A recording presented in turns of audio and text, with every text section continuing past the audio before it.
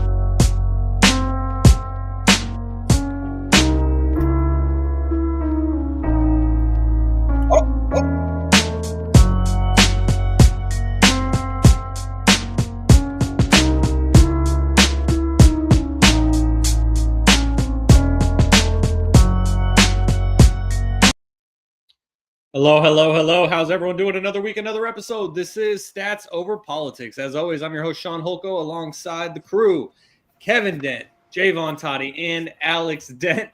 What is that dance move? The rolling hands? I forgot. I'm just seeing it on TikTok. I know. I guess we're doing trends to start episode 146 of Stats Over Politics. Shaun Holko alongside Kevin Dent, Jaevon Toddy, and Alex Dent. Alex, ladies first, how are you doing today? I am alive. I am well. Well, we're glad that you're alive, and thank you for joining us. Kevin Dent, how are you today? I am doing well. Just a little quick shout out to Shaun. You've seen Sinners, yeah, Shaun? I haven't. Okay, I was gonna just take a straight shot at Alex, but it is now on streaming platforms. Get out there and go see it. Great movie.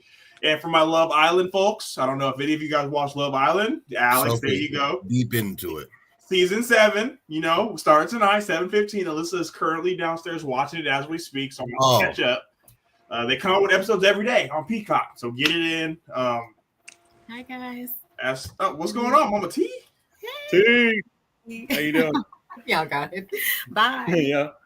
But as far as football, man, the Niners took some trash off of our hands on trash day, freed up $15 million in cap.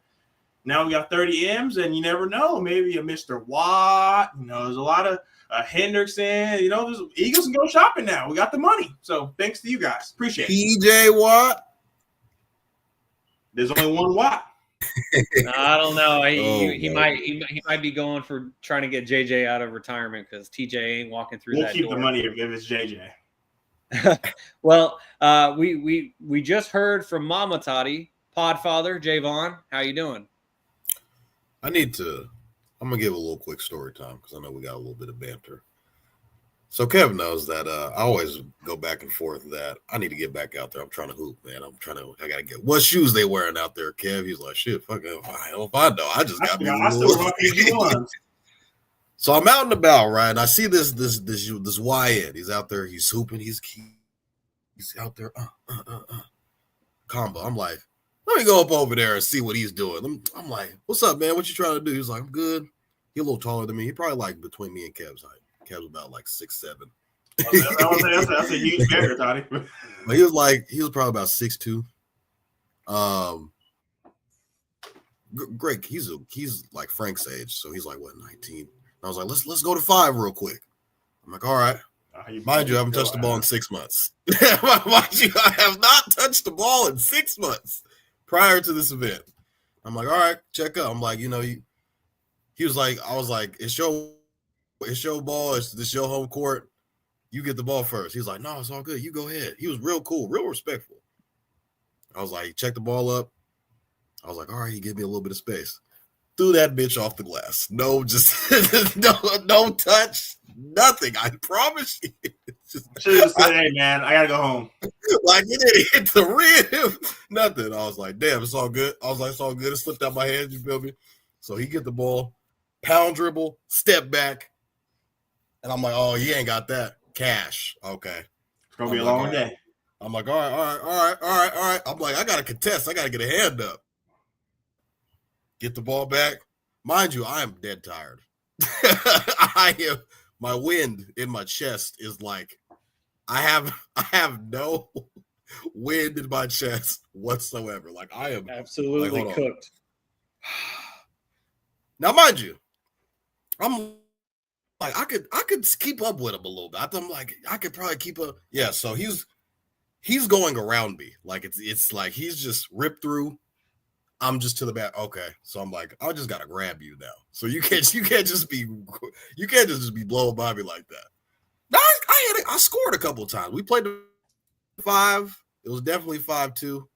We played 3 times and I lost all 3 times. I scored twice. I scored 3 times in the last game because I got him with the pump fake. You know, that old head move when you get him with the pump fake because they jump for everything. And he just went past me. But I told him to watch the podcast though. Shout out to his name is Josh. He went to, I forgot what school he went to, but he said he's playing at Sac City now. But real cool dude. Shout out to Josh. He was whooping the shit out. Like it was like we gotta go see a game. I was bent over the entire time. I had no wind. I was sucking air the entire time. I'm just out there like, hold on. He's like, you want some water? I'm like, no. Pause, Toddy. Pause, bro.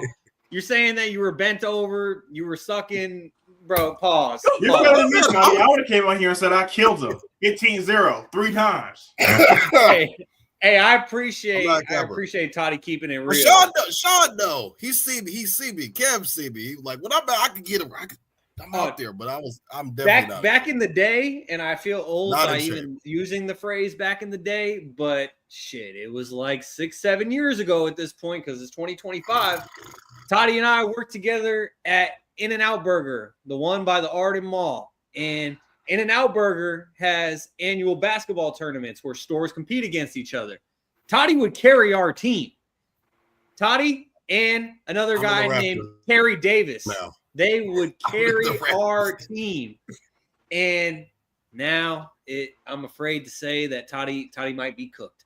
I cannot speak for myself. I was just lucky that they weren't making cuts because I sat at the end of the bench and I was just watching Toddy go to work. And it was In-N-Out tournament. Yes. Oh, In-N-Out Sean's got pictures. If you don't believe us. I mean, that almost sounds as worse as, oh, like I'm the best player in my church's league type of vibe. Like, In-N-Out, what, you get a free burger at the end? Like, hey, those tournaments were serious. There were some real hoopers. Not real. Alex may dispute it. Y'all ain't gotta take that. She just talking because she got a ring. Yeah. No, I'm just saying, like, that's just crazy. Like, how serious, like, of course you're gonna be the best. Like, you're probably, I don't know, like an In-N-Out league or Toddy played basketball at Sac High. You gotta be a hooper to do that. Yeah. Well, Kev just saying. But this is like I'm thinking In-N-Out. Like you guys are playing what outside, like on the street, like with a no. It's like a real. We were at the Hoop Palace or whatever it's called. We Hardwood. We was playing. We was playing at Hardwood. We was playing at we was in the Bay Area for one of them. I think it was. Y'all went to it was the Steph Curry gym. Yeah, we went to the Bay in Concord. It was in Concord. It was like a whole. That's where all the AAU teams be playing at. I forgot where it was at though. Oh shit! We was hooping. Come on, man. Let me shut up then. And then I got money though. Yeah, so that's real deal. Yeah. Okay, so you guys were a step above the blacktop at the preschool. That's what y'all thought we was saying. Come on, man. Yeah, it was serious, but Toddy was out there hooping. I'm scrolling through my phone right now trying to find a photo. I can't. He's trying to find the picture. So, yeah, I found. Okay, we'll post on Instagram when you find it. Well, I mean, I could easily find it later on, but while we're midstream, I'm not going to hold the audience up, especially the audio only audience. We appreciate you guys for bearing with us, but Toddy, I appreciate you keeping it real, being honest. You got cooked. Some of the phrasing you were using, probably might want to rethink that, but you're in the moment, and you were sharing your experience, and we appreciate that. Shout out to Josh. We hope that you are listening or maybe tuning in later on, as Dad Dent got a good laugh out of you getting cooked, Toddy. So there you go. Let's not waste any more time. Let's get right into it here on episode 146 of Stats Over Politics and get into where we left off last week. The conference finals have officially come to an end. They were almost over when we spoke to you all last week. The Thunder were up 3-1. They finished off the Timberwolves in 5 games, and that 5th game was not even close, as the Thunder went on to win 124-94 against the Timberwolves. And for the 2nd straight year, the Timberwolves lose in the Western Conference Finals. And so, Kevin, I'm going to start things off with you. You picked the Thunder to win this series, unlike myself. And so did it basically go according to plan?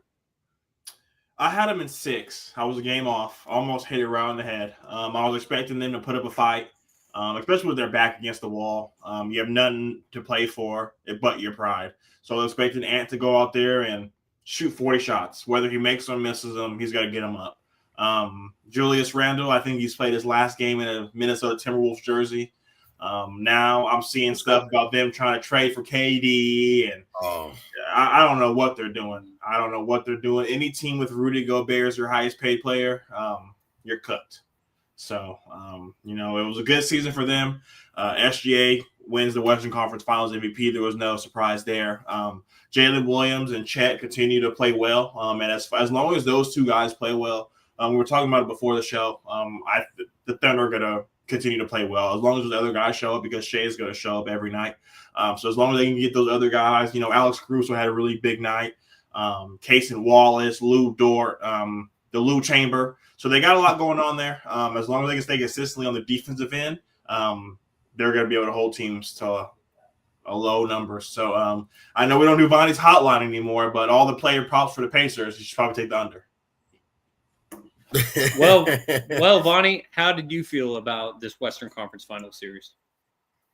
By the way, Kev never said anything about my haircut. He always talks shit about me not getting a haircut. I was going to, and then you said you lost with a haircut. So I was like, maybe it doesn't do as much power as I think it does. I was not expecting. I picked the Wolves to win. I believe it was in 6 games. I thought Anthony Edwards was not a whole lot better. He wasn't as aggressive as I would have liked him to be. The way that they were playing him was like, we're not going to let you beat us. So you're going to have to.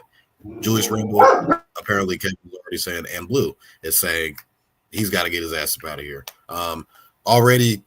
You're already looking at teams that have gotten bounced in the Eastern Conference Finals. I know we'll get into it. Like Thibs is already gone.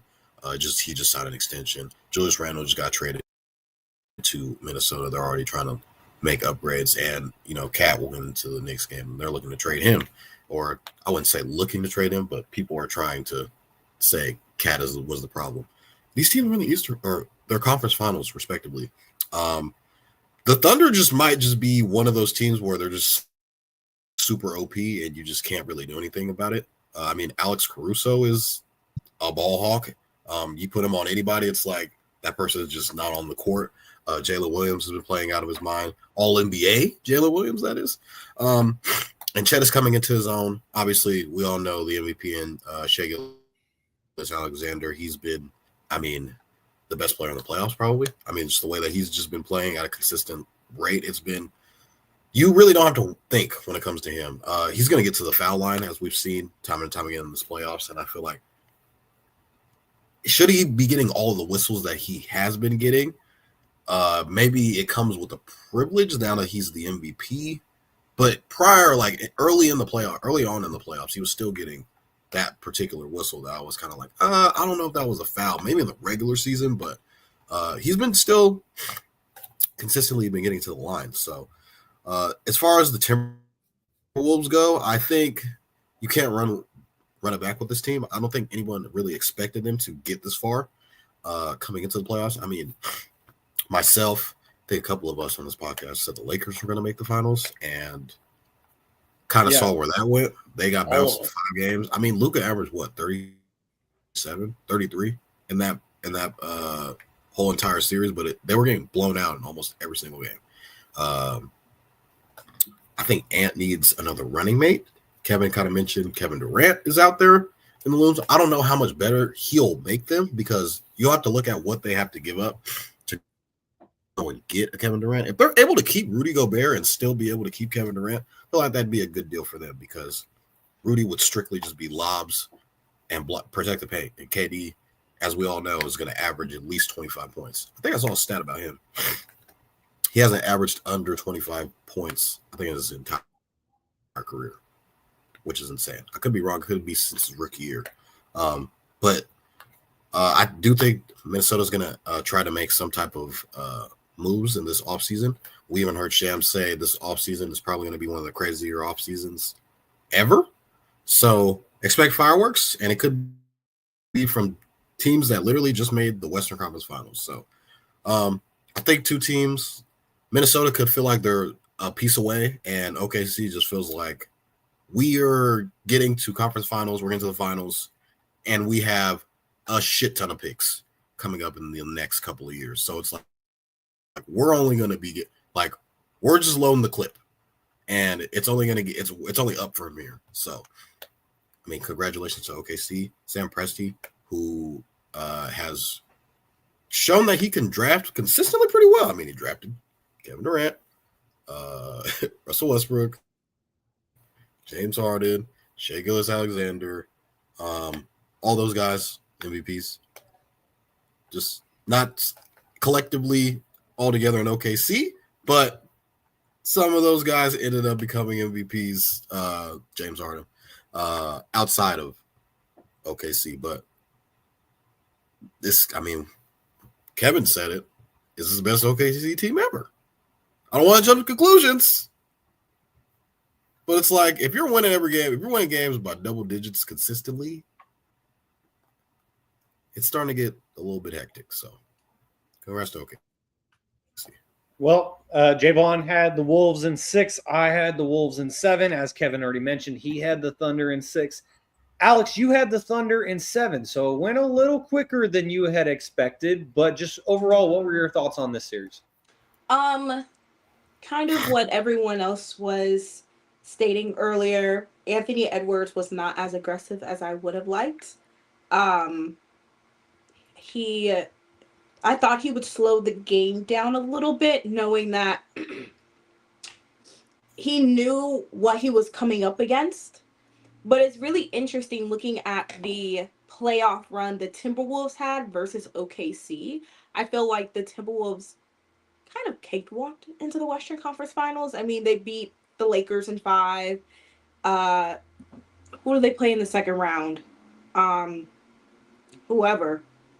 Who do they play? Warriors? Denver?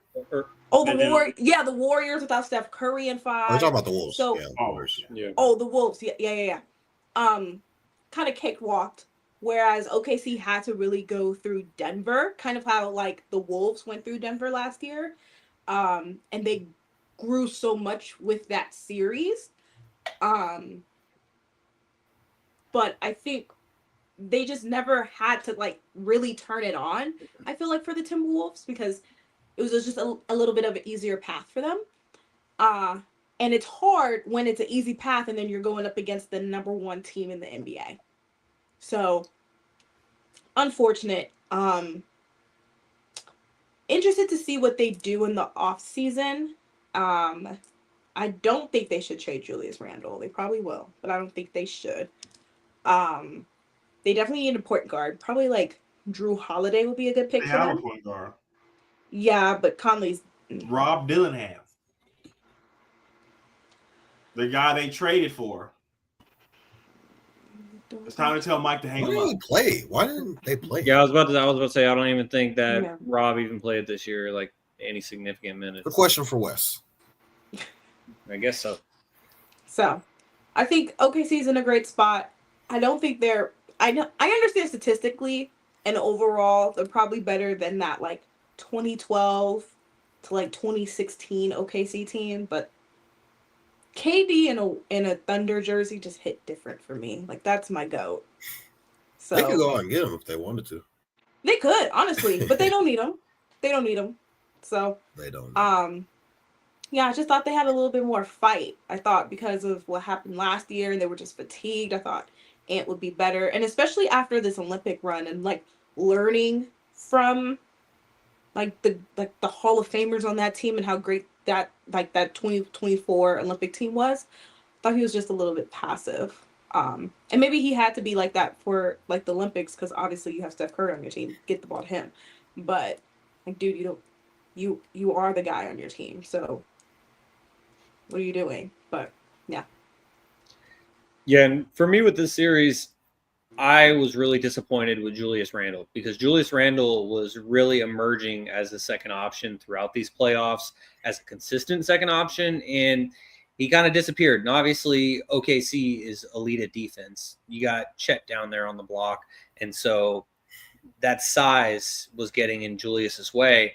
A lot of the blame goes to Anthony Edwards, understandably so, because people are comparing him to Michael Jordan, saying he's the next MJ, and that is the ultimate comparison that you could ever give someone, right next to he's the next LeBron or what have you, next Kobe.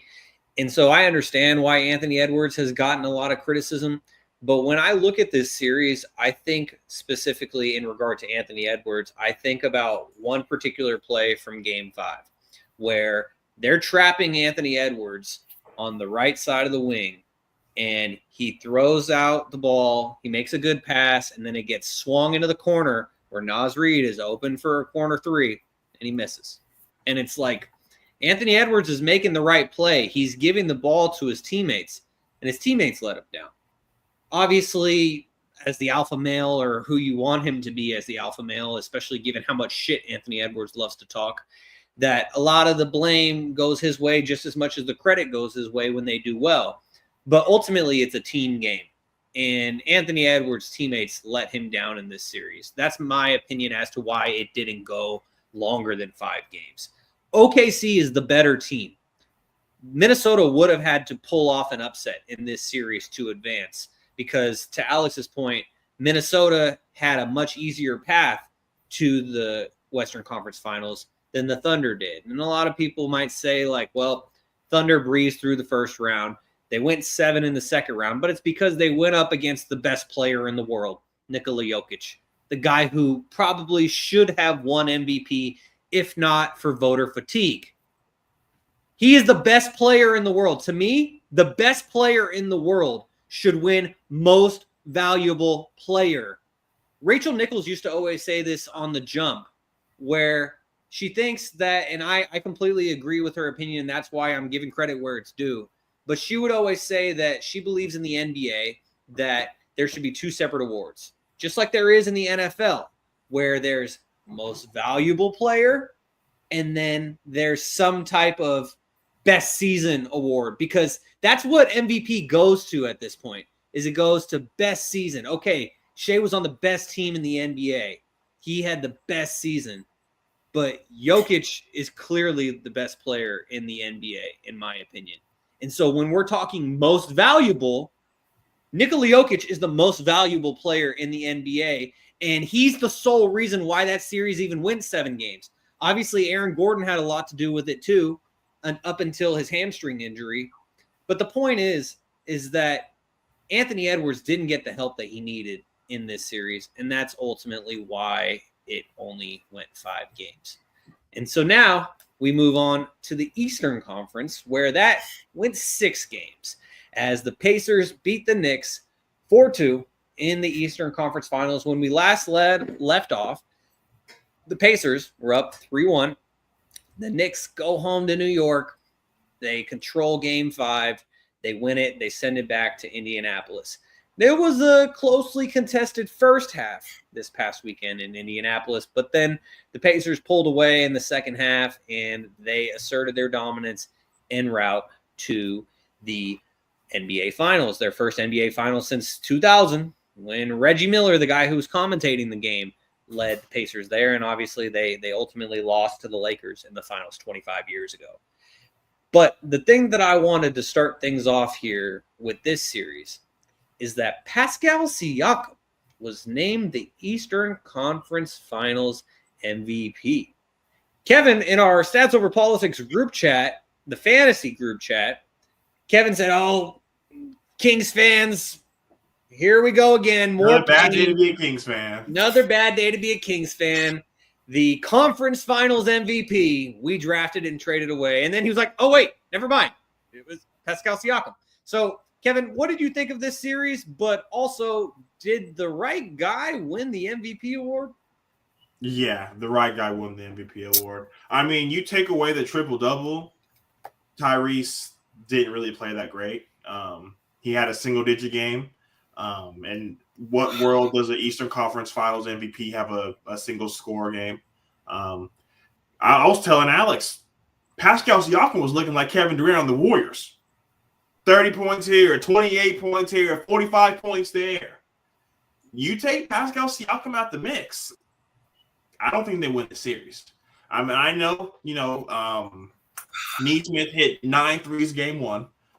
So if that doesn't happen, I think this series looks a lot different and there's a game 7. But we have to talk about what actually happened. But Tyrese Halliburton's a great player. He's just a pass first guy. So he's not with Tyrese Halliburton. He's not a guy where you look at the stats. You look at the guys around him because guys like Aaron Neesmith and Miles Turner and Pascal Siakam don't get going if he doesn't get them that outlet pass and they take 2 dribbles to get to the layup. I saw something on Twitter today that I wanted to get your thoughts on. I'm not a big believer of it, but someone said Tyrese Halliburton is what we all thought Lonzo Ball was going to be. What do you guys think about that?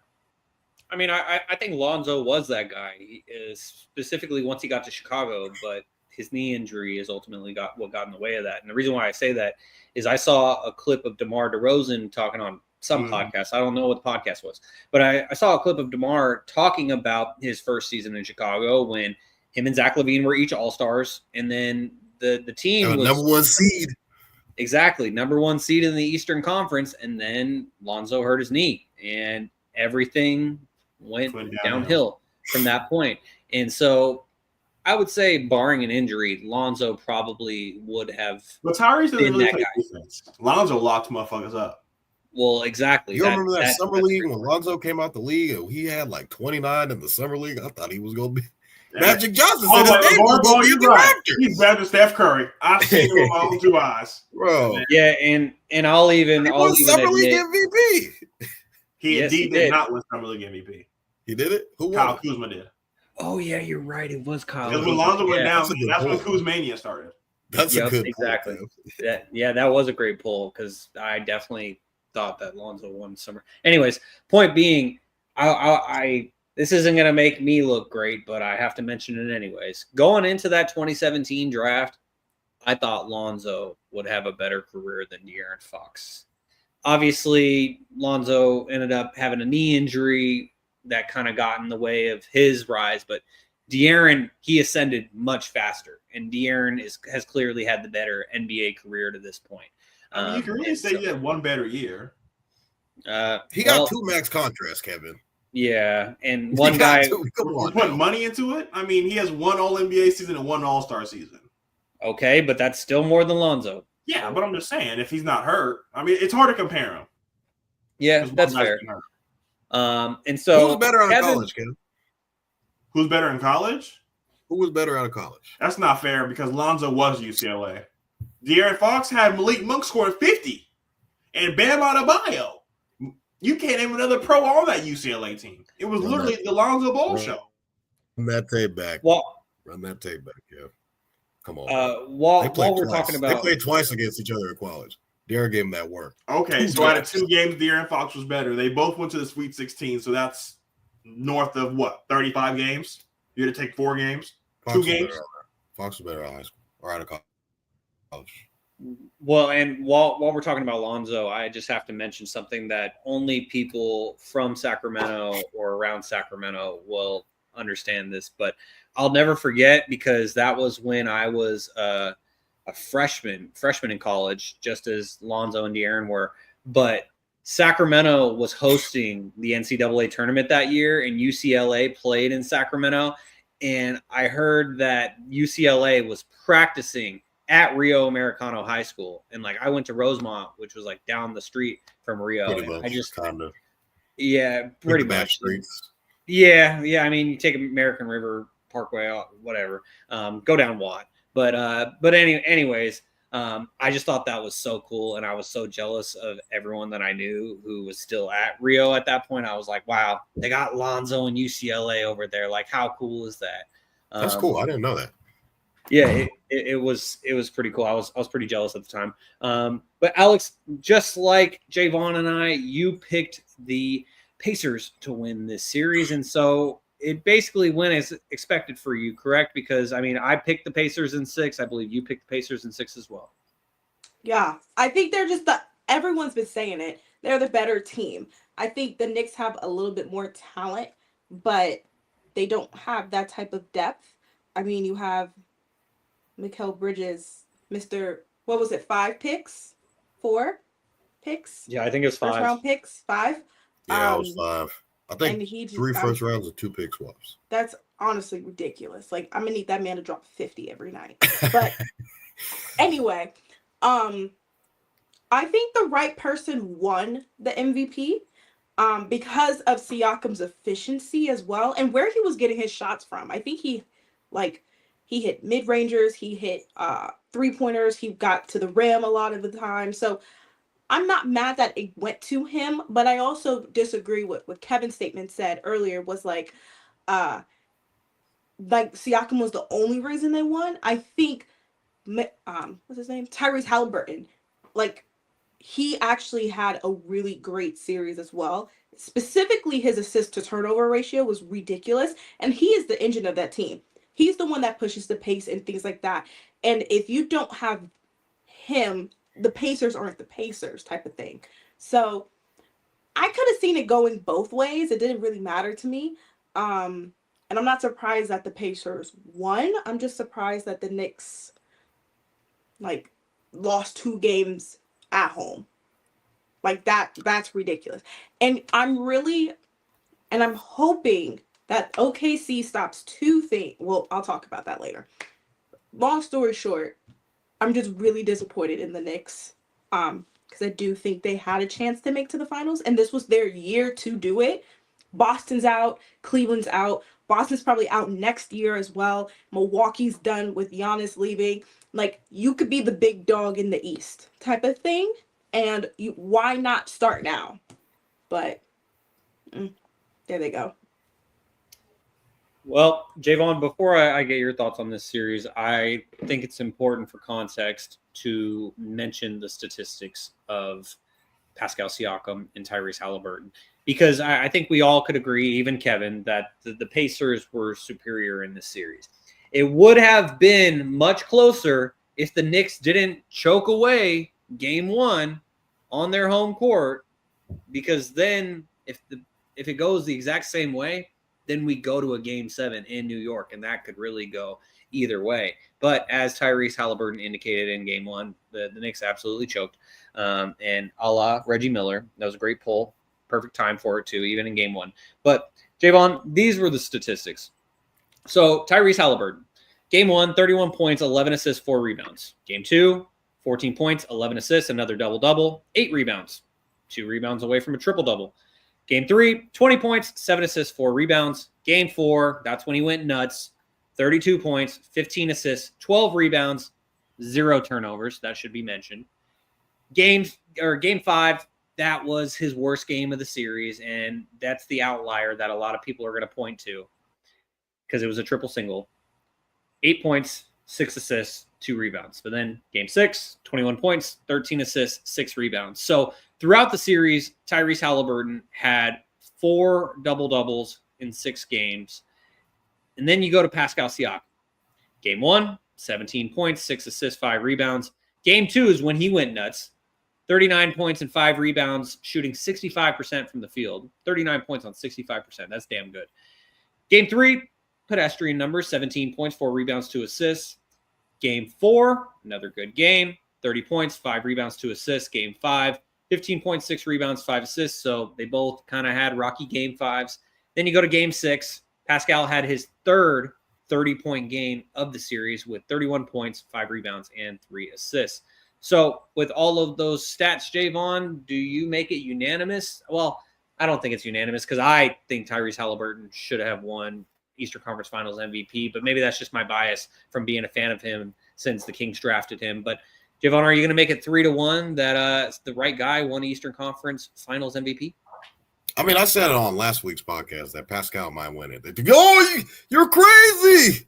You're out of your mind. It's going to be Tyrese Halliburton. And Kevin comes out and said, Pascal's the right guy to win. That was not what he was saying last week.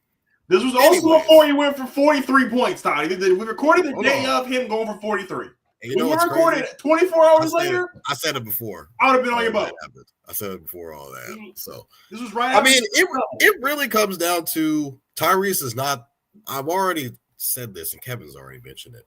He's not a guy that you can consistently count on. I need you to go get 30.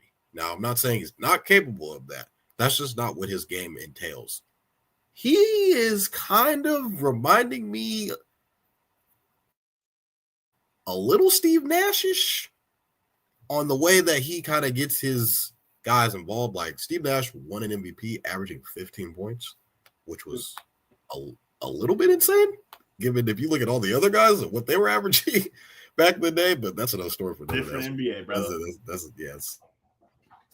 But I think what he really wants to do is get his guys involved, but he can attack the basket when he wants to. I mean, you guys have seen the flashes when he was here in Sacramento. He's a guy that he's the engine that runs your entire team. And I feel like if he wasn't on that team, they don't get that far. I think we can all attest to that and how important he's been for them in this entire playoff run. And then for them to get to the finals, it's remarkable. And they were in the Eastern Conference Finals last year. So a lot of people said that Eastern Conference was a fluke. They went back this year and they did it again, and they did it. They're even better. They're in the finals now. So, I mean, Pascal was the scorer of the entire – I mean, he was the consistent scorer of this team. And if you look at if you kind of just go back to that Pascal Siakam trade, they didn't really give up that much. They didn't give up an arm and a leg. And it was on the account of, hey, we're getting you from Toronto, but it's an expiring contract. So you're going to need a new deal going into the next season. So for the Pacers to kind of gamble on him, knowing for him to re-sign, not knowing that he was going to re-sign, and end up getting Pascal on that expiring, he could have just left in free agency, but they end up going to the Eastern Conference Finals. He ends up re-signing that contract extension, and now they're back, and he's Eastern Conference Finals MVP. And I saw the post-game press conference about him, which he kind of got a little bit emotional about him.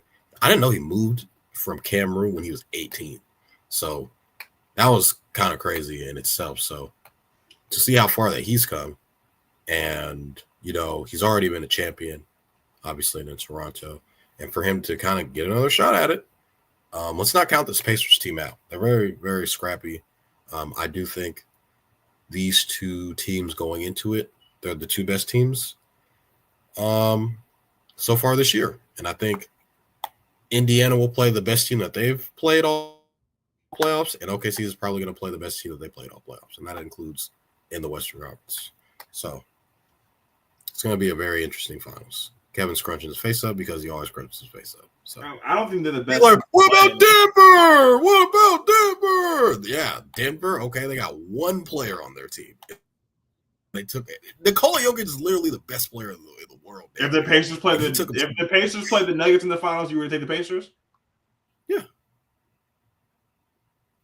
Miles Turner would have to play his ass off. Don't say 7 games games down that hill, brother. I don't think they got enough size. So they don't Yeah. got enough bench. Well, it was literally he's averaging like 40 and 12 and 15. Like, he was out of his mind. Well, maybe we will see that in 2026, but as for right now, that is a hypothetical.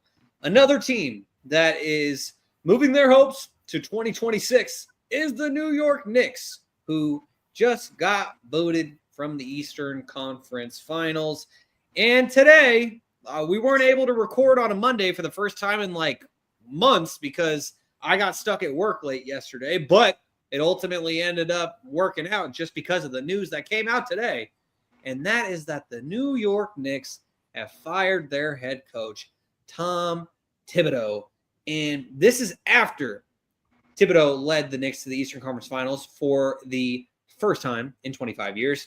In 5 seasons, he led them to the playoffs 4 times, and they had a 50-plus win season for the first time since the 1990s. So, Alex, all of that said, was this the right move for the Knicks to fire Tom Thibodeau after he reached the Eastern Conference Finals? No, but I understand where the front office was thinking because of how well those few bench players, I'm talking about like Shamit, there's like a Wright that was coming off the bench that played DeLon Wright. Yes, that were playing really well post like game 3 to like game 6, and I felt like he really had to change up. Tom Thibodeau had to change up his lineup, and you don't really change your lineup in the playoffs, specifically the Eastern Conference Finals. And so he was like scrapping by, but that's just how he rolls. He was just not going to his bench, right? And that put a lot of pressure on not really Jalen Brunson and Cat, because I think they had their moments, but really like Mikal Bridges and Josh Hart and OG, because they just weren't as efficient as I would like them to be. But I get why people are upset because every year they progressed further and further in the playoffs. But I also think that's just there's no job that is safe in the NBA as a head coach. So I'm just not shocked. Like, out of all the head coaching firings that happened this year, at least it happened at the end of the season. Like, you gotta look on the bright side. I mean, at least he didn't get cut 3 days before playoffs started, like Memphis, or 9 games to go, like Mike Malone and Denver. So, I mean, at least the Knicks gave him that respect. Yeah. So we can't be too mad, but I'm actually interested to see who they want as a head coach, because like they have a Mike Malone out there, they have a Taylor Jenkins out there, but everyone's going like real young, and they're probably gonna stay like in-house. So maybe one of the assistant coaches are gonna be pulled up, but no. No. Let me tell you why. Let me tell you why. Because Jalen Brunson was the main one. He was like, "Oh, I want my homies. I want my homies on my team," and they gave up 5 first-round picks for his homie. And guess how many picks the Lakers gave up to get Luka? Nothing. That's insane. Tell me that's not crazy. It is crazy, but I will say that you can't always play the comparison game because, like, we could say the same thing about the Rudy Gobert trade. It's like just because one team made a bad trade doesn't necessarily justify another team making a bad trade. I get that, but at least Rudy Gobert had like 4 defensive player awards in the back. Like he could say that. Mikal Bridges probably had what, like maybe 1 All-Star, maybe some like 1 defensive team. That's it. I think so. Yeah. For 5 first-round picks, and the Lakers give up nothing for Luka. I mean, Anthony Davis, put some respect on his name. No, that's insane. You give up a shitload of first-round picks for Luka, because that is the type of player he is. But anyway, it doesn't matter. It happened. But yeah, that's why his little daddy is not going to be the head coach. No. They better not. Or it's not going to be the New York Knicks. It's going to be the Jalen Brunson team. Doug Christensen is the basketball coach. And he ain't that type of player to be dictating everything that happens in that organization, in that franchise. He's not LeBron. So I mean, Well, one thing that I will add to that point is maybe it could have just been lip service for the public and for the media, but Jalen Brunson, I don't think he was the reason that Tom Thibodeau got let go, because there was a reporter. Exactly, Jaevon, and you just read my mind of exactly what I was about to say, because in the Game 6 post-game press conference, the last question that Jalen Brunson was asked was from, I don't know what reporter, but it was some reporter who basically said, do you think that Thibodeau's the guy to lead you to the next step next year? And Jalen was like, are you really asking me that? Like, yeah, he's the guy. Like, dumb question. Ultimately, it doesn't seem like it was that dumb of a question, because now Tom Thibodeau is no longer the coach of the Knicks. And so Jalen Brunson probably didn't want to create the storylines that would come with it by saying, we'll see, or not giving a ringing endorsement of his coach. It's kind of the same deal. Like, I work in sports media, and anytime that I hear a coach like really propping up their player, of course they're going to do that. That's what they're supposed to do. It would be bad if they were saying, yeah, this guy isn't the best player on my team. Like, maybe, like, the only time that coaches or players really do that is when they're trying to motivate them, or they genuinely don't fuck with them. And obviously Jalen Brunson liked Tom Thibodeau enough to say, yeah, that's a dumb question. Of course I want him back. But Jaevon, what are your thoughts on this? Because just like for Alex, Tom Thibodeau was a former assistant coach for your Boston Celtics. He won a ring with the Celtics way back when, before Chicago, before Minnesota. Now he is formerly of New York. But was this the right move, Jaevon? I saw somebody tweet and said, Cat got Tom Thibodeau fired twice. I saw that. In Minnesota and in New York. I don't know if I love it, because he just signed an extension for $30 million last season. So he's got three years left still on that deal. So I think it was $30 million is still owed to him. So he'll gladly just go away and make $30 million. I'd gladly just sit back and collect check. Y'all don't want me here? Okay. Go on the golf course. I'll be on the golf course. I'm kicking it. As far as coaches out there, I think Michael Malone is an obvious candidate out there. We saw him on ESPN doing Western Conference coverage. Took a little shot at Jokic. I don't know how I feel about that, but I think he's a guy that's out there. Taylor Jenkins, Alex kind of mentioned all the guys. I don't know if they're going to go the assistant coach that has no head coaching experience. I don't know if they're going to go that route just based off of the team that they currently have. They're ready to win now. I don't know if you make too many crazy changes to this team, because a lot of guys are making a lot of money. Like OG's making 200, Jalen's making 200. Cat's expected to make like $60 million in the next year or 2 years. Like, his contract is kind of insane. Bridges is under contract, so it's like there's a lot of guys, making a lot of money. So I don't know what you want to do. Maybe how you'll be able to maneuver those guys around. I mean, they're just Eastern Conference Finals. You're just there. So it's gonna be a weird offseason for this Knicks team, because it's like, who wants to take on these contracts, and who's gonna be the coach? So a lot of things are kind of up in the air for New York, and as I would like to say for my Celtics, windows close fast. Life comes at you fast. 1 week you're winning the finals, you're going to do this, you're beating the shit out of the New York Knicks, you're up 20 points in game 1. The Celtics look unbeatable. All of a sudden, you blow a 20-point lead, you lose game 1, you get up 20 points again, you lose game 2. Your star player tears his Achilles. You're out in 5 games. So life comes at you fast. And I would like to say that for the Knicks, if you don't play your cards right, you could be like, the window could close very quickly.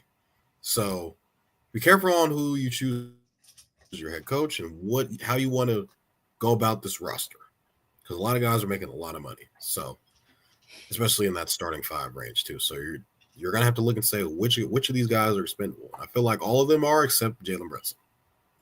And I don't know if Cat is expendable as people want him to be because his contract is freaking insane. So yeah, New York's they got a lot big off season for them. Kevin, I was genuinely surprised when the Knicks let go of Tom Thibodeau. Like, I saw a lot of people tweeting about it, but, there's people will always say nonsense all the time. But even NBA Sentinel, put out a tweet yesterday saying the Knicks fire Tom Thibodeau. And, that those were – Wait, they put that out yesterday? They put it out yesterday. Yeah, I was about to say maybe not Shams burner, Woj's burner, because that's what a lot of people are seeing is they're like, damn, Sentinel puts out a lot of bullshit, but sometimes Sentinel hits the nail on the head right before it happens. But anyways, Kevin, what was your reaction to this, and was it the right move for the Knicks to let go of Tom Thibodeau? Alex hit it on the nail. Coaching in the NBA is like getting into Harvard. You gotta get a perfect SAT. You can do everything and still not get in. We've seen guys like Taylor Jenkins, multiple number 2 seeds, 40-plus win games, fired in March. Mike Malone won an NBA championship, fired 9 games before the playoffs. Mike Brown ended a 16-year playoff drought. Coach of the year, fired. Thibs, coach of the year, fired. This last 6 coaches that have won coach of the year have been fired. Mike Brown, Monty Williams, Tom Thibodeau, Mike Budenholzer, and Dwayne Casey. What do you have to do to keep a job? 2 of those coaches won championships. The Bucks don't have that many championships, and Mike Budenholzer is the key asset to them winning that championship. I don't know what Tom Thibodeau had to do to keep that team. I don't know what he had to do to keep that job. Like Alex said, they're only getting better and better. And there's people in the world that believe if Jalen Brunson doesn't get hurt game 7 last year, they go to the ECF. They were right there. And now you're 1 game away. If game 1 doesn't happen, like I said, there was a game 7, and who knows what could happen. But they have had 1 playoff series in the past 20 years where they won without Tom Thibodeau. As soon as Tom Thibodeau gets there, they win 4. So it's he won 24 playoff games to the Knicks 7 in the past 20 years, and those all came from Mike Woodson in the 2012 to 2014 era with Carmelo Anthony and Morris Stoudemire. So this team has not seen a lot of winning. So when you get to this peak, and people want to say, yeah, Kevin, he plays his guys too much. He does this, he does that. He doesn't know how to coach. Look what we did to D Rose. Shams came on ESPN and said, my phone is blowing up because everyone around the league is like, what the hell? What is happening?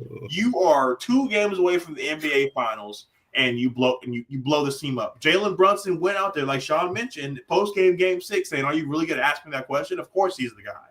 Kings fans, we've seen it. De'Aaron Fox came out there and said, you're getting rid of the coach, you can get rid of me next. Alex said everyone could go besides Jalen. Now you have a disgruntled superstar. Now, how does this play out? If Jalen Brunson requests a trade, this is a guy who took $130 less million for them to build this team. And you hear him publicly go about his coach and say, this is the guy. He's our guy. And you fire him the next day. I can only imagine what Jalen Brunson is feeling right now. And if you lose Jalen Brunson, I never thought about that. We're all going to ask ourselves, was it worth it? Because you can ask the Kings fans, Shaun and I included, I would rather have Mike Brown here because Mike Brown brings De'Aaron Fox. When you have a team like that, De'Aaron Fox wasn't taking less money, but Jalen Brunson literally took less money for them to keep this team. They went into the first day of training camp, woke up that morning with Julius Randle and Dante DiVincenzo, went to sleep and woke up with Karl Anthony Towns, and was 2 games away from the NBA Finals. Just to have that kind of turnaround that quick, and you can say, Kevin, they play all these minutes. They were still 2 games away from the Eastern Conference Finals. This team got dismantled. The Pacers understood if they make this a 6-7 game series, at some point they're going to fall apart. Before game 6, the New York Knicks starters played an additional 4 games than the Pacers starters, just off of minutes alone. So they're playing all these minutes. So at some point they're going to break down. And the Pacers were like, look, it's a marathon, not a sprint. We're going to keep playing because at some point they're going to break down. We saw it in the NBA. We saw it in the game 6. Jalen Brunson had 19 points. You tell me Jalen Brunson has 19 points, I would have thought he got injured. He single-handedly carried this team. Cat was hurt. He was limping up and down the court. OG, and I know everyone was expecting us to get the Brooklyn Nets, Mikal Bridges. That's not who he is. He's only that way when he's the number one option. The Phoenix Suns, Mikal Bridges, is the Mikal Bridges we're going to get. A 3-and-D guy, and everyone's going to say 5 first-round picks is ridiculous. But in round 2, game 1 and 2, people were saying, fuck them picks. Look what he did. He stole the ball from Jaylen Brown, Jason Tatum. We beat the champs. And everyone was all good. So it's a roller coaster of emotions. But long story short, if this is the reason why Jalen Brunson asked out, I'm not saying he's going to, but he just embraced his coach. We've seen it in the NBA over and over. The Knicks are going to kick themselves in the ass. At least it was at the end of the season. Yeah. You got to give New York some credit, man. Without how crazy these firings have been, at least they had some dignity. But he's been the best Knicks coach of the past century. That's true. And like Toddy said, you just paid him 30 M's. Yeah. We are paying Mike Brown for the next 3 seasons for him to sit at home in El Dorado Hills. Yeah, exactly. From a business perspective, this was horrible. Like, I don't know what they do in the business. I don't get it. It doesn't make sense. Arguably, Tom Thibodeau was the best Knicks coach since Pat Riley. Yes. I mean, easy. Yeah, the Knicks made it to the finals in '99, but that was kind of a fluke of a run, and it ultimately didn't end up with a championship. And so, it was a mind-boggling move to me, and so I guess we'll have to wait and see how it plays out as we continue here on episode 146 of Stats Over Politics. Shaun Holko alongside Jaevon, Toddy, Alex, and Kevin Dent. So we just recapped the conference finals. We spoke about the news of today with Tom Thibodeau being fired by the New York Knicks. Now it's time to get to the part of the show that the people have been waiting for, which is previewing the NBA Finals, which start on Thursday. I'm very excited about it. We're going to go around the panel. We are going to give our predictions for who we think is going to win the series and who we think is going to win Finals MVP. We already have a couple people in the YouTube comments giving their predictions. As Smooth says, OKC in 6, and Evan says OKC in 4. And so I mean, that's really not crazy. It's disrespectful, but I could see it happening. And Alex, I also understand why you didn't want to put your @name on your handle because Evan is a big fan of you. For the audio-only listeners, Evan says, I love black women. All right. So, Kevin, I'm going to toss it to you first. Who do you have? I was not even going to highlight that comment. As soon as I saw that, I was like, Shaun, please don't say that. Please don't even put it up the screen. I know. But it is only funny because you literally said that before the show. So it literally went hand in hand. That's the only reason why I highlighted the comment is because I was like, all right, valid. Anyways, Kevin, who do you have winning this series and who do you have winning the Finals MVP? So I have the Thunder in 5 or 6, but I'm gonna come on here and stamp it. I There know. is no- Let me elaborate. Okay, I'm sorry. So there's gonna be a He game. double dutch you. There's gonna be a game where Chet and J-Dub don't show up, and they're gonna win 1. Are they gonna get 2? They are 29-1 versus the Eastern Conference teams. The last time they lost a game at home to the Eastern Conference was March 24th, 2024. To the Indiana Pacers. So over a year ago, the last time the Eastern Conference went in there and won. So I don't think they're going to win a game in OKC. But seeing the way they play at home makes me think that they can get 1. So I'm going to come on here and say Thunder in 5. I think they're going to get 1 game. That 1 game, like I said, is going to come when J-Dub and Chet struggle. We saw last year when they were in the second round versus the Mavericks, they had up and down games. Even against the Denver Nuggets series, we saw J-Dub have up and down games. They've been more consistent against the Timberwolves, but if they can continue to be a big 3 and really come pull their weight, I think they're going to be very good. this is one of the best defensive teams we've ever seen. And unfortunately, the Pacers are just going to run into a wall. They're 0-2 against them this year. To think that the Thunder are going to lose 4 out of 7 games to stretch. So I'm going to go Thunder in 5. Pacers had a hell of a year, and Finals MVP. I'm going to put Shai Gilgeous-Alexander, and we are going to see history, ladies and gentlemen. The first person to win an MVP, a WCF MVP, and a Finals MVP. Shai Gilgeous-Alexander. He is going to join a list of players to win an MVP and a Final MVP in the same season. Michael Jordan, LeBron James, Larry Bird, Shaq, Kareem, Willis Reed, Moses Malone. Like, he is going to put himself in immaculate company. And there's a guy above me who's not going to like what I'm going to say, but the Jason Tatum SGA conversations are going to be over with once he wins this ring and his Finals MVP. So, Finals MVP, SGA, Thunder in 5. Well, we saw Toddy's visual reaction, and so Alex, I want to hear from you next, just in regard to what Kevin just said about the Jason Tatum SGA debate, but also your prediction for this series and which team wins the championship and who is hoisting the Finals MVP trophy. Yeah, I think Kevin hit it on the nail. I think I have OKC in 6 because I do think the Pacers are probably going to steal one in OKC, and then they're not going to lose on their home floor. So I think it's going to be probably 2-2 going into Game 5. And then I think OKC wins those last 2. I do think there's going to be a game where no one shows up on OKC besides Shai. That's just how they've been you saw it during the Denver series, right? They lose some of those games because those 2 don't show up. I understand the Thunder are a very intelligent defensive team.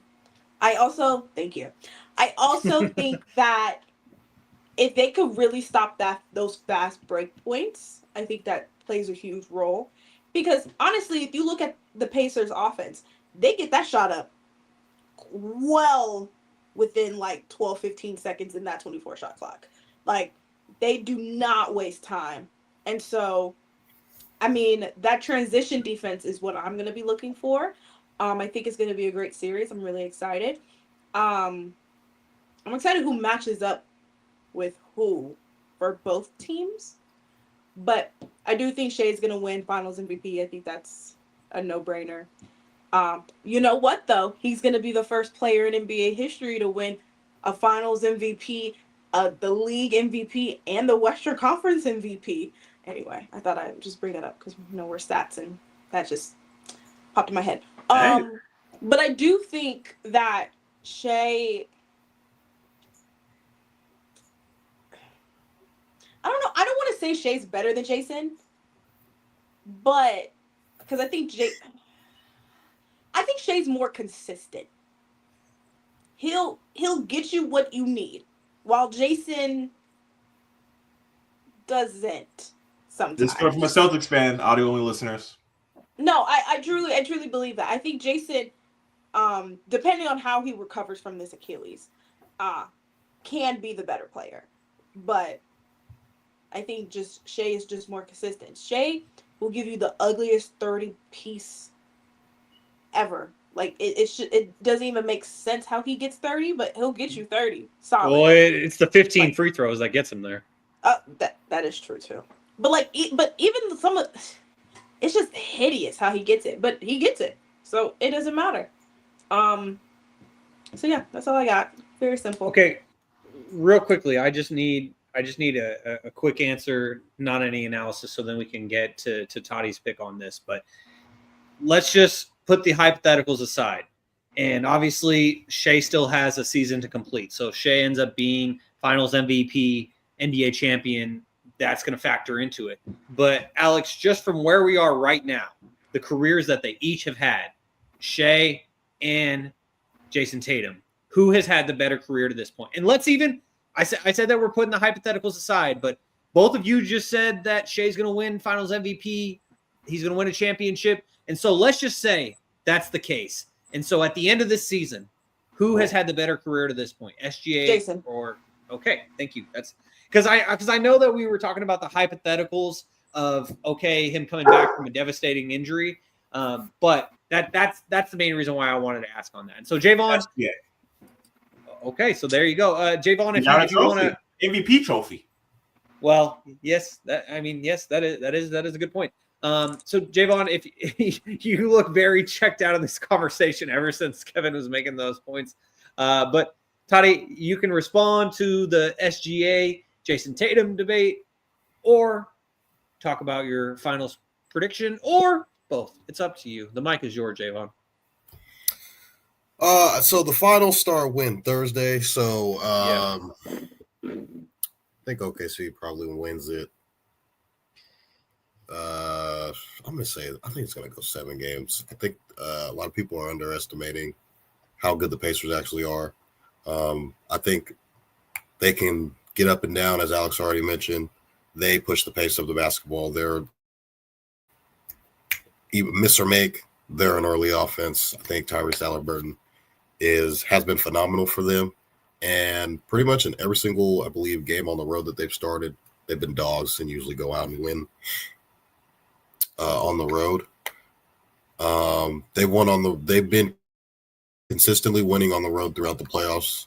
I wouldn't be surprised if they steal a game in one of these first 2 games, just based off of the consistency that I've seen. Now, again, OKC has literally been probably the best team in the whole entire playoffs. But I do think their styles do match up. I do think they rely on their benches pretty heavily. That's with OKC. They have guys like Cason Wallace, Alex Caruso coming off the bench for them. And as far as the Pacers, they rely on guys like, Benedict Mathurin, Obi Toppin. I know that Neesmith started, but he's like another role player for them. They kind of rely on we even saw Thomas Bryant last in the Eastern Conference Finals. I saw that Jarris Walker's going to miss 2 games, so we might see a little bit more of Thomas Bryant. I just think OKC is going to just figure out a way. It seems like it's their year, but Tyrese Halliburton continues to surprise me the deeper we get into the playoffs, the more he's just he just won't quit. I do think OKC they have the better team in my opinion. I do think that Shea is he's gonna figure out a way to close. I feel like if it comes out, it's gonna come down to Game 7. It's gonna be an OKC. That's just gonna be a game that they gotta have. Shea's gonna show out. He'll end up closing the series out for them in 7 games in OKC. And I do think Shea probably wins Finals MVP. If that does be the case, but I wouldn't be surprised if we see like a Jalen Williams play really, really well in this finals. And it'll be tough for them to kind of go back and forth because you do now have 2 All-NBA players on the same exact team, but I don't think Jalen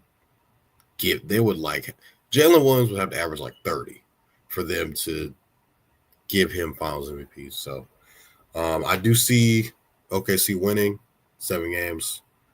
Shai Gilgeous-Alexander's probably the Finals MVP. Kevin has been texting me throughout the entire week.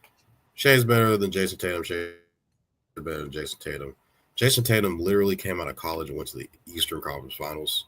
He's been to 4 straight NBA, or he's 4 straight All-NBA player. He's the only Celtic player to ever average 30 in a season. The only thing he literally has not done is won a finals, or he hasn't won an MVP trophy. Or a finals MVP I feel like that's or ECF finals trophy. They literally just made up 2 years ago Eastern Conference and Western Conference. They just made it up. It's been going on for how long has the Western Conference Finals and the Eastern Conference Finals been a thing? They literally just made it up. They're like, here, let's just give out extra trophy. You know how many extra trophies? You mad at me? Bird, Michael Jordan, Shaq, all these other guys would have. Like, who gives a fuck about Eastern Conference and Western Conference? Okay. You won that. Great.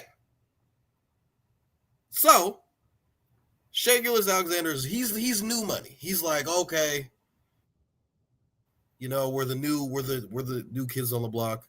We're out here doing this, that, and the third. Shai is one of the top players in the NBA. I think we can all agree on that. But Jason's been doing this consistently for years. The first time he literally stepped into the league, he's been doing it. So I mean, backpack. He wasn't leading the team. He was just a part of a team. So Kevin likes to bring these things up, but didn't say this last year. This wasn't a thing last year. Like because last year we were too busy calling him Robin. No one asked about. He got bounced by Luka last year in the finals, or in the West, the semis. Semis it was. Sorry, my bad.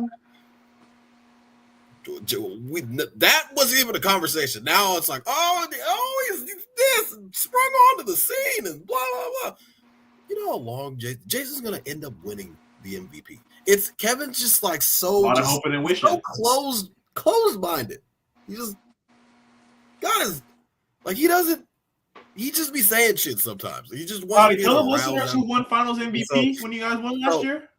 So who led every single statistical category for the Celtics last year? Oh yeah, that's right, it's Jason Tatum. But who won Finals MVP? I thought he led all the. Obviously, it was Jaylen Brown. Okay, so why didn't he win if he led all the categories? Maybe everybody knows that the Celtics do not win a Finals without Jason Tatum. But I just love how this is all so convenient for Kevin when Jason Tatum tears his Achilles. That's my only thing. Why are we talking about this right now? His Achilles just popped. Why are we talking about this right now? It makes no sense. It's true. So it's true. That I'm not contradicting myself. I would take Jason Tatum 3 times and twice on Sundays over Shai Gilgeous-Alexander. He plays defense. Shai doesn't play defense. They average around the same numbers. You could argue that their teams are virtually the same. Like this year's OKC team is very similar to last year's Celtics team. Yes. You could argue, well, this guy does this and this guy does that. Well, I think both guys are the best player on their team. And I think one guy has been doing it consistently throughout his entire career. And Shai had to kind of maneuver his way into it and got traded and had to figure it out. No, Jason is literally, since being a rookie, from the jump, Eastern Conference Finals, you're the guy, all-star, first team All-NBA, first team All-NBA. Like, he's been doing it. So now Shai's starting to I get it. He's like starting to burst onto the scene. OKC's been good for the past, I don't know, like maybe 2 years. Yeah. So Celtics have been doing it. I don't mean to interrupt you. I know Jason Tatum got 4 straight All-NBA first teams, but Shai has 3. So let's not make it seem like we're comparing. Did Shai dunk on LeBron in his first year? In his rookie year? In Game 7? Or probably wasn't Game 7, but in the Eastern Conference Finals? No. And Kevin's kind of like just mailing it in, like, oh yeah, he's better. He's got a Finals MVP. And like, that hasn't happened yet. Okay, he got MVP. Like, we still have this. That happened. But like that MVP could have easily went to Jokic as well. Because how many of those easily Jason was in contention for one of those MVPs, but again, it is Jokic. Jokic could win the next 5 MVPs. So I don't think that should be, huh? Toddy says he's 27, he has time, and I said, well, Shai's 26 and he's winning MVPs. That's great. One guy is the reason their team wins. One guy can score 5 points and their team's still going to win because their team's just really good. That's both teams. Shai cannot score 5 points and then win a game. If Shai and what's his face, Jim? They would both have to score 60 points each. Yes, they would have to score 60 points each for Shai to score 5 points each. That's insane, bro. That is insane. For Shai to finish with 5 points, we're all saying the Thunder lost. Yeah, where's your Shai jersey? No, the Thunder can win. Not they without Shai. They have a good enough team that they can still win if their number one option doesn't play well. The same thing with the Celtics. Same thing. Why are we talking about the Celtics? Why are we talking about Jason Tatum? We're out of the playoffs. We're not even playing anymore. Kevin just out here. Oh, Jason's better than Jason Tatum. He's better than all these other guys. I'm sorry, Shaun. The only reason why I was even asking about that debate is because we have 2 Celtics fans on this panel. And I know that Kevin loves to poke the bear, but I had to ask it because both of you are here today. Both of you are Celtics fans. And so I had to ask. He's out for the rest. He's going to be out for all of the next year. Yeah, easily. So we won't even see it. Yeah. But now we got to wait. So the viewers on YouTube and Twitch, no Instagram tonight because we were dealing with technical difficulties on that. But for those of you who are watching on YouTube and Twitch, you might have seen my facial reaction halfway through that discussion. And it honestly had nothing to do with the discussion that was going on actively. It had something to do with a comment that just popped up on our YouTube feed. And this came from Dad Dent, where he says, Tatum is too soft to be the league MVP. Clip it. I know Toddy disagrees. I mean, Alex, I see the look on your face. I kind of agree. I just think he's too much of a nice guy. Like, get to the, and I think also, like, he just doesn't, I mean, the Celtics' identity is to shoot a bunch of threes, and that's what he does. But I feel like you're 6'8", 230, 240, like, get to the rim, dog. Like, get you some and ones. Like, there's no one who could guard you. But I feel like he likes to dribble a lot, shoot a bunch of threes that he ain't gonna make. I wouldn't say soft, as I would say he's just not as aggressive enough. If he was a little bit more aggressive, he could have won. I don't think he could have won any of them in the last 4 years. But he could have been at least top 2. Just not one. Kevin, well, you had this dude. Yeah, Kevin, it's because when you stepped away, I had to highlight a comment from Dad Den where he said Tatum's too soft to be the league MVP, and so I had to highlight that just because it made me react visually amid the debate that was going on. That comment is what got me. And Dad Den added, he doesn't have a mean streak and he's not the alpha. I mean, shit. Kevin, is this your burner? Are you the one commenting this right now? Because you and your dad, you are aligned right now. And before I give my take here on these NBA finals, I wanted to highlight a couple other comments. This one's from Kyle, as he says, Thunder in 5, Hallie gonna struggle versus Dort, Caruso, and J-Dub. So we have 3 people on the panel who are picking the Thunder to win this series. Don't do it. Don't do it. Right now, Don't. I am at the top of our stats over politics pick'em. I have a record of 50-24. Kevin's at 47-27. All the games, it can go 7 games. He'll still win.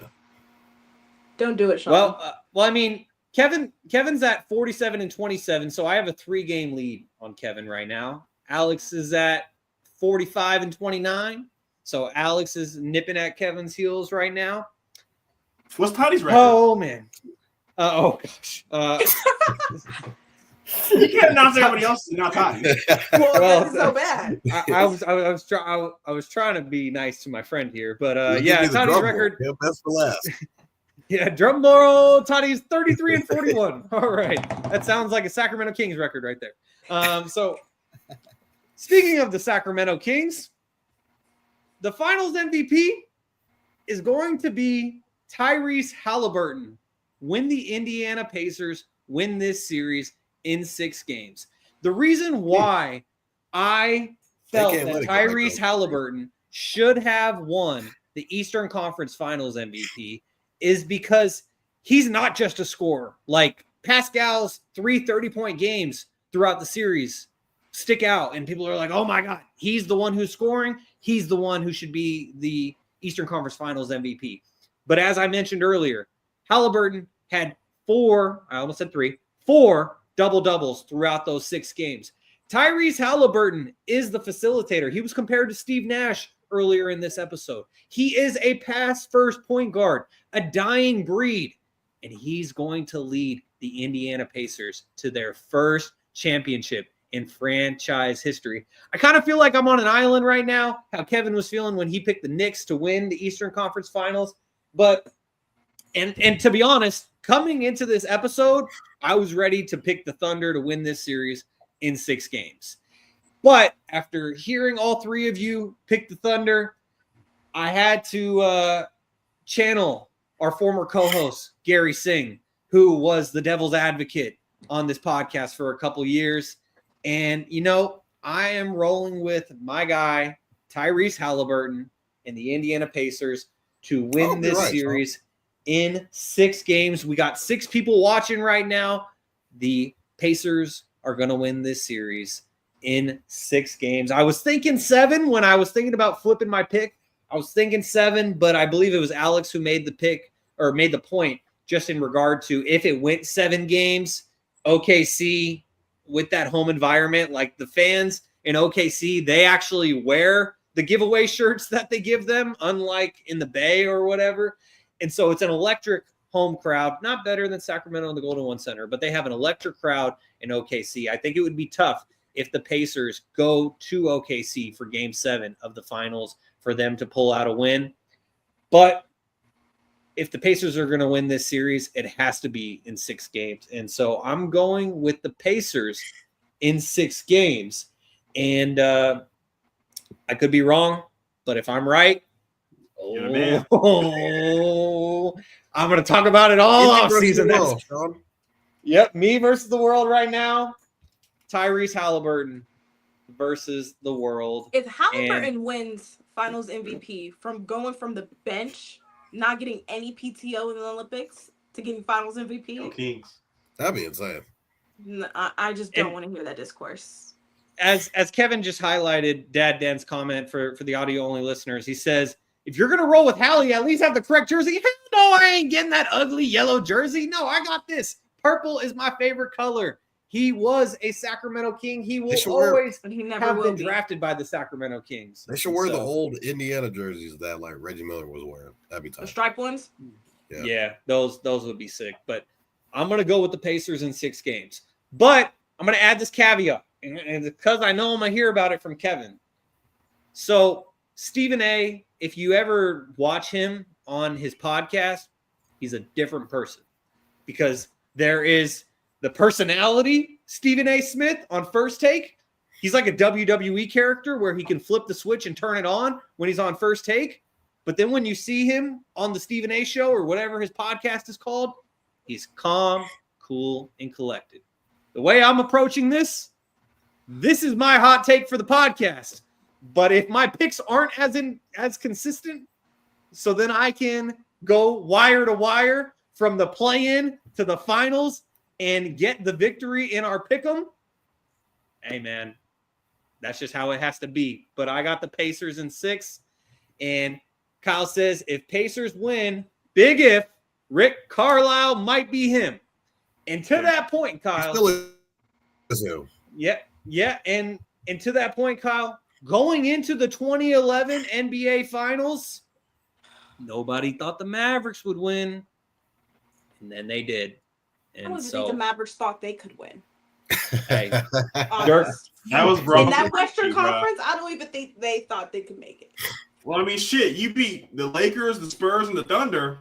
They and then probably you thought go they against the Heat, the super team. Come on, bro. Hey, well, but to that point though, I know that Dame was coming back from injury, and so the Pacers got past the Bucks that were hampered by injuries. Kyle Kuzma, he was giving 0 to the Bucks after he got traded to Milwaukee.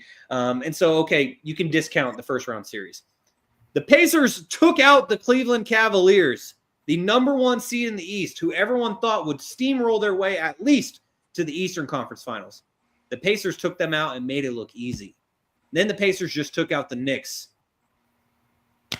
I mean, stranger things have happened. So I guess we'll have to wait and see as we keep things moving here on episode 146 of Stats Over Politics. Shaun Holko alongside Jaevon Toddy, Kevin and Alex Dent.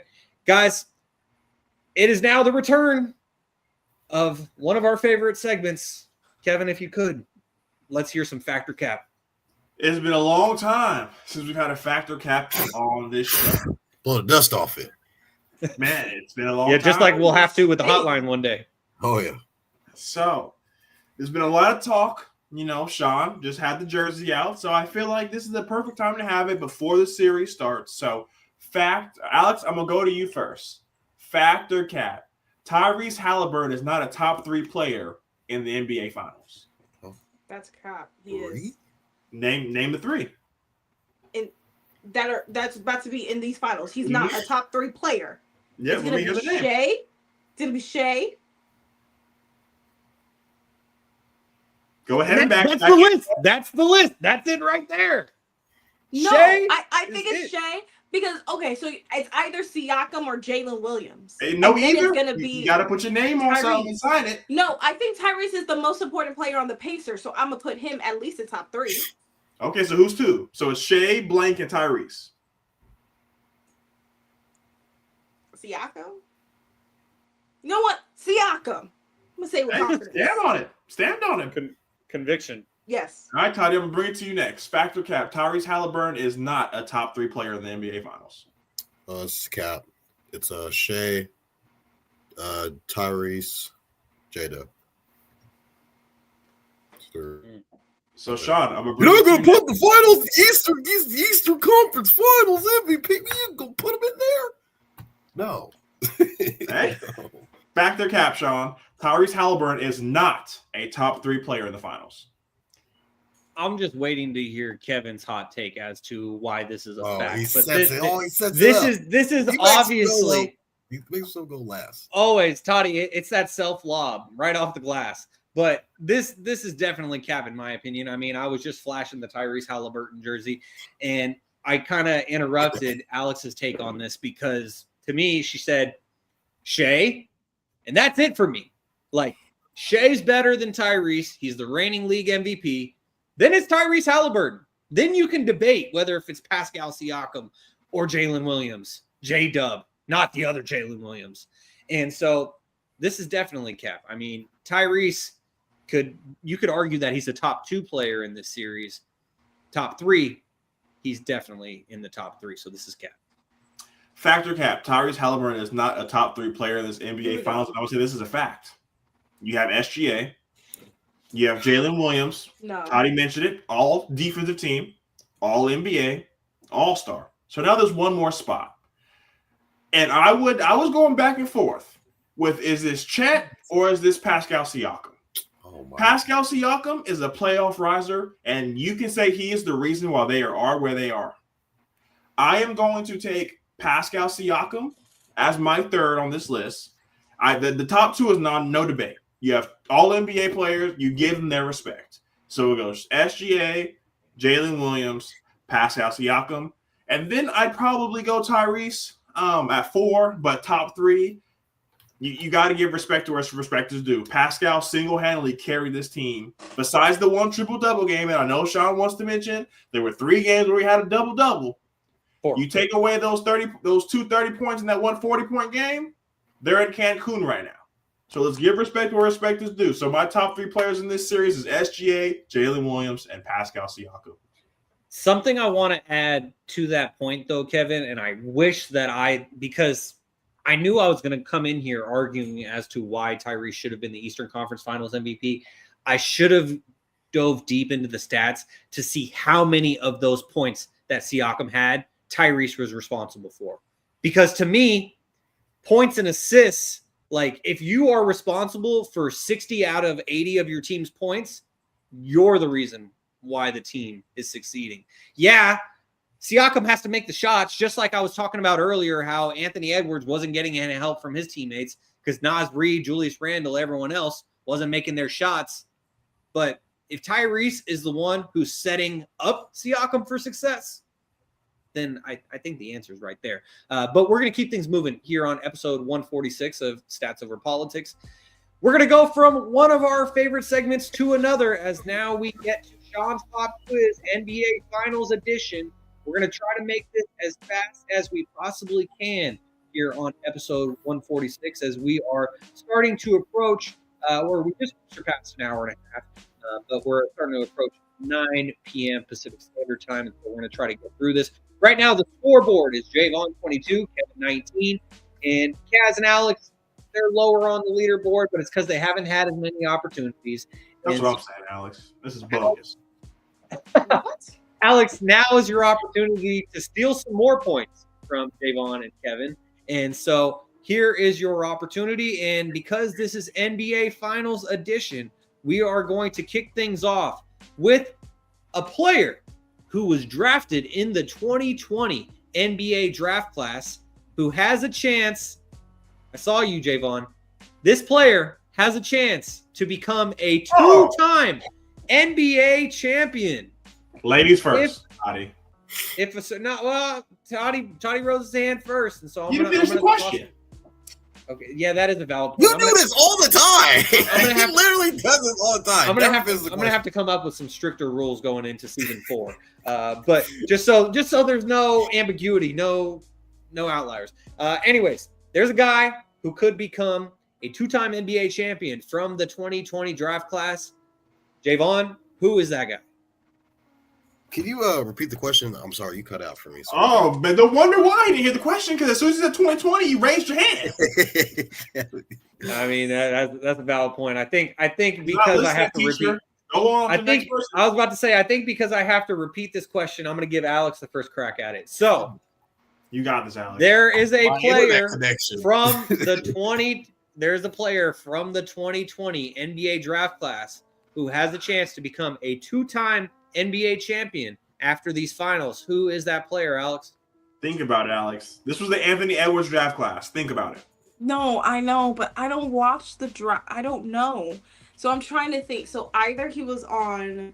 I heard the question. So he was either on the Celtics. So he's about to get another one. So he's on the Pacers. I'm not giving any hints. We're just getting it. No, I know. And I know you wanted to be quick too, so I'm trying to do my best. Throw out a name. And Kevin and Jaevon, while she's thinking, I'm keeping my eye on both of you for. He wasn't paying attention to the question. Jaevon, you got to wait for her to at least answer before you try to get crack at it. Cheaters never prosper, Toddy. I really don't know. And the only thing I could come was Obi Toppin in the 2020. And I know he didn't win one. I have no clue. I believe he was Obi Toppin, he was in that class. I know he was in the class. Overall. That's the only guy. And I think Nesmith was in the class too, maybe? I have no clue. Okay, so your guess is Obi Toppin? Yeah.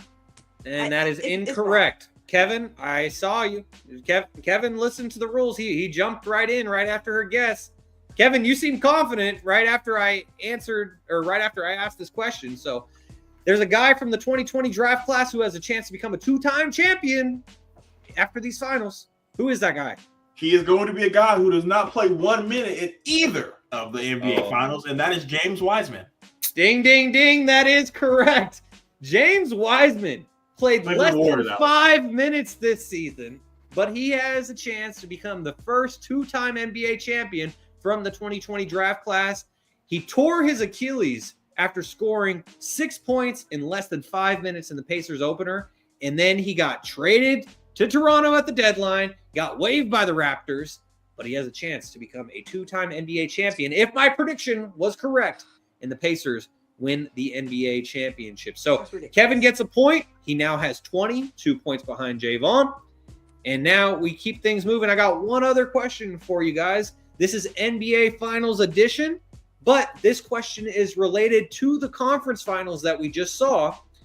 So, Tyrese Halliburton entered a conversation with 2 other players as the only players to average 20-plus points per game, 10-plus assists per game, and 2+ steals per game in a conference finals. Okay, Alex, I saw you first, and Jaevon, you're next.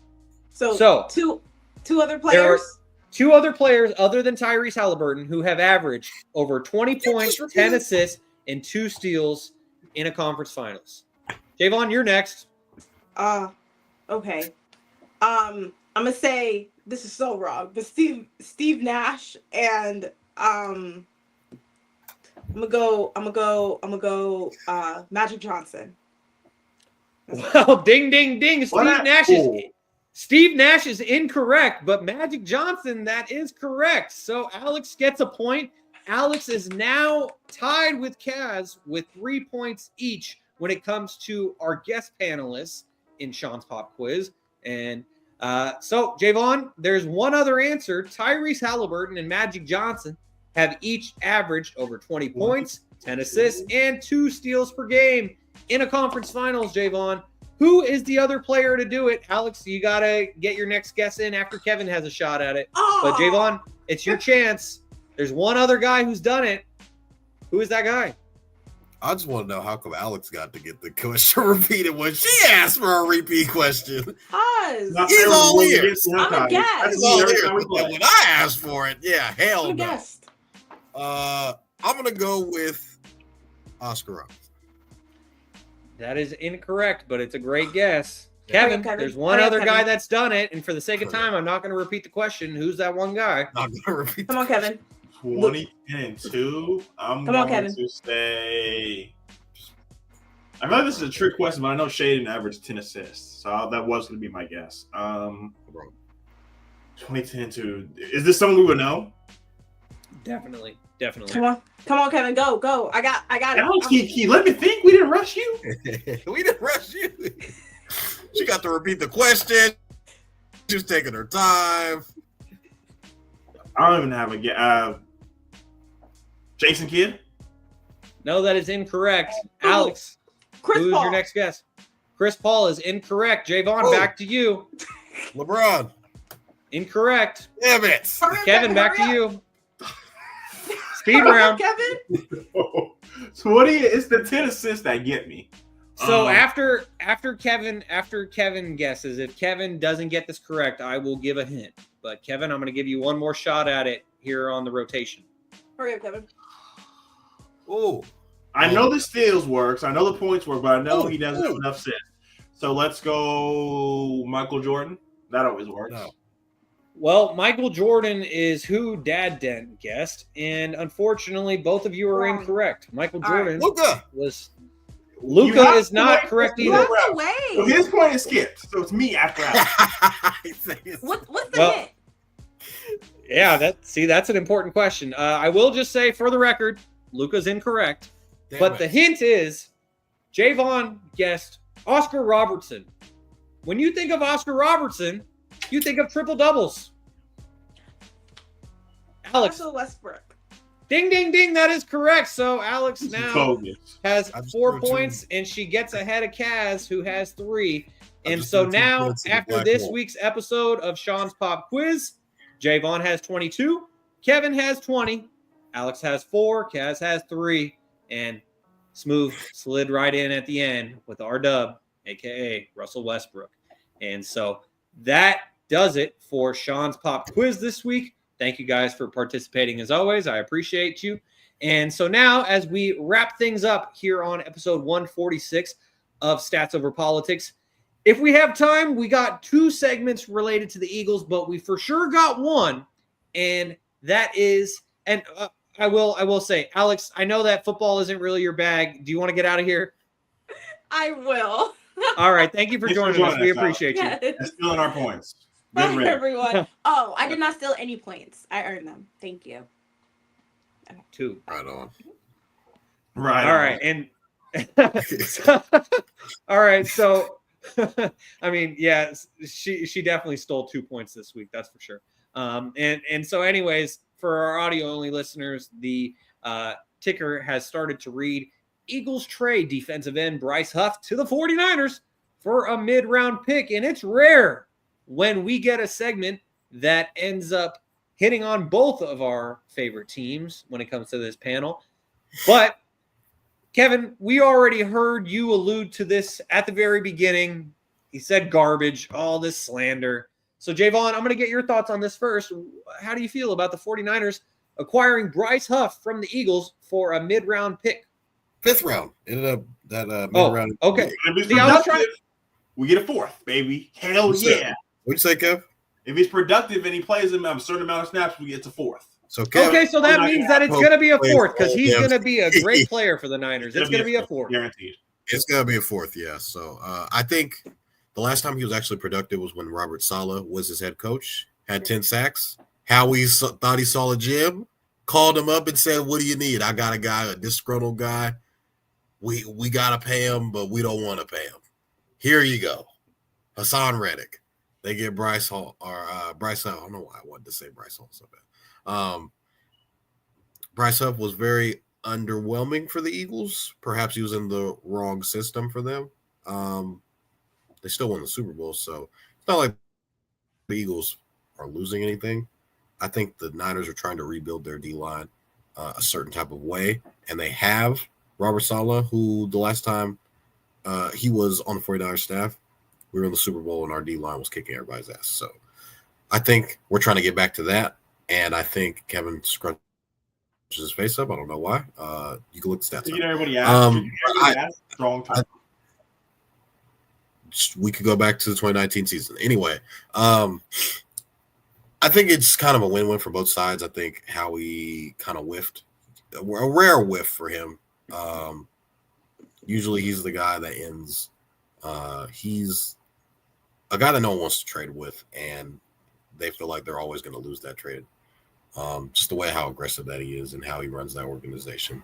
As far as the 49ers, I think we're getting a starter opposite of Bosa, and kind of there for when Mike Hill's when he starts to come into fruition, he's going to end up taking over that role. So I think to kind of start the season off, we have a solid starter in Bryce Huff, and I think our D-line is back.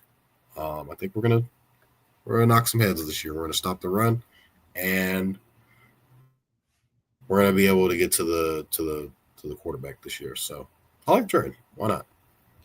Kevin, I know that you also mentioned at the top of the show that this helped the Eagles clear up some cap space, which they may be able to use for other players.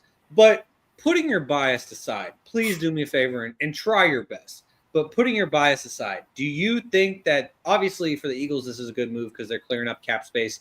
They have a lot of depth on the D-line. And so Bryce Huff kind of fell out of the fold there, as you were saying in the group chat, didn't even suit up for the Super Bowl. But putting your bias aside, do you feel like this is a good move for the 49ers, considering that the last time that he was productive was when he played for Robert Saleh, who's now back in San Francisco? Yeah, because when I told you guys before the draft, you guys got to hit singles, not home runs, and this is a single. I just wanted to come out here. I had the video, but I lost it in my drive to work. When we signed Bryce Huff, I came on here screaming, and Shaun said, "Who?" But now that he's in a Niner jersey, I did. We're taking him to the bank. We're back. But that's neither here nor there. 2023. You got me there. Sacks. Ranked top 10 in the top pass rush win rate, which was 24% above guys like Daniel Hunter, Will Anderson, and Eric Armstead. Those are the stats that I said on that episode. I was screaming from the top. I said, he's a rotational guy. He got 10 sacks. Why can't he do that for us? And, he got beat out by a 5th-round draft pick, a 3rd-round draft pick. And, Toddy, if you were to play 14 NFL football games, you'd probably get a tackle. He only finished with 4.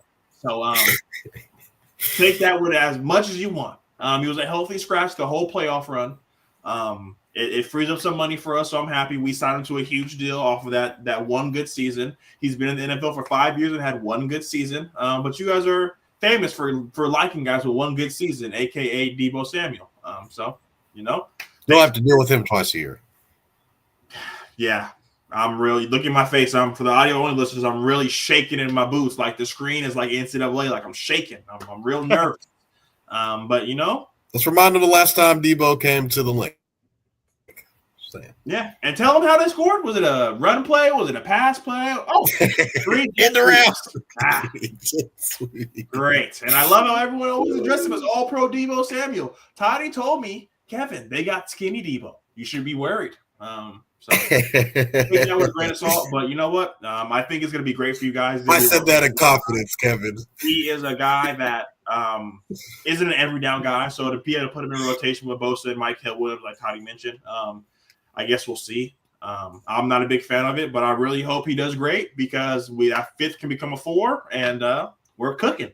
So maybe T.J. Watt, maybe Taylor Hendrickson, who knows? But we now have $30 million in cap space. Hell no. That's what you do in Philly. You come, you win a Super Bowl, and you get paid. Why not do it for the midnight green? Well, Kevin, you definitely had me there when you brought back one of my freezing cold takes of who? Bryce Huff. Who? He's a Niner now. That's who. Now he's great. Now he's amazing. Now we're back. Amazing. It's crazy. Like Toddy says, life comes at you fast. It does. I mean, if Robert Saleh was not back with the 49ers, I might feel a little pessimistic about this move. Like they were reaching. But they got the guy who cracked the code, He had him for 4 seasons, Shaun. He had one good season. But it was the last one.